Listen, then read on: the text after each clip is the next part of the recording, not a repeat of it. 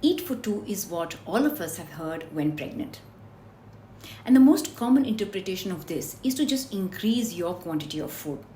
Unfortunately, this is not only not scientific, but it can lead to two big problems. First, insulin and glucose levels can shoot up because women end up eating more of rice or roti, thinking they're feeding the growing baby inside. And too much of these simple carbohydrates can also lead or trigger gestational diabetes. Second, women end up putting on weight which they find so hard to shake off post-delivery. Then they go on these crazy diets while breastfeeding, which is so not desirable. Rather, you would do better by focusing on eating nutrient-dense foods and focusing on quality, not quantity alone. When you eat, what you eat is your baby's main source of nourishment for development. Pregnant women need double the amount of iron compared to women who are not expecting. If you're a vegetarian, then your source of iron would come from spinach or palak, from dried apricots, beetroot, kala chana, dals, broccoli. And as a non-vegetarian, you could add fish, lean meat or chicken to your diet. But remember, to absorb iron, you need vitamin C. So go ahead and squeeze some lemon on your food, add slices of oranges to your salads or red or yellow peppers to your sabzis. All of these are fantastic sources of vitamin C. Proteins or amino acids are the fundamental building blocks for a human being. Proteins will help your baby build his or her red blood cells, build their antibodies to fight infection, and create healthy hormones in your baby. Sadly, most Indian women undereat on protein. To keep the baby inside you healthy and to prevent yourself from putting on excess weight, increase your quantity of protein. And my tip would be to double the amount of dal, chicken, paneer or sprouts you're having and reduce your rice or roti if you must. Particularly in the second and third trimesters, you need additional vitamins and minerals. Easy way is to have two differently colored vegetables at lunch and at dinner because more colors mean more phytonutrients or vitamins and minerals. Do not skip on vegetables ever. 60% of your baby's brain, actually of all human brain, is made of fat. So get your good fats in. By that, I do not mean namkeen or fried foods.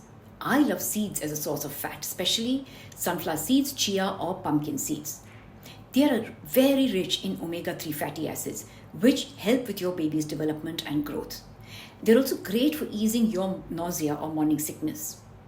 You also have other ways to add good fat to your everyday eating.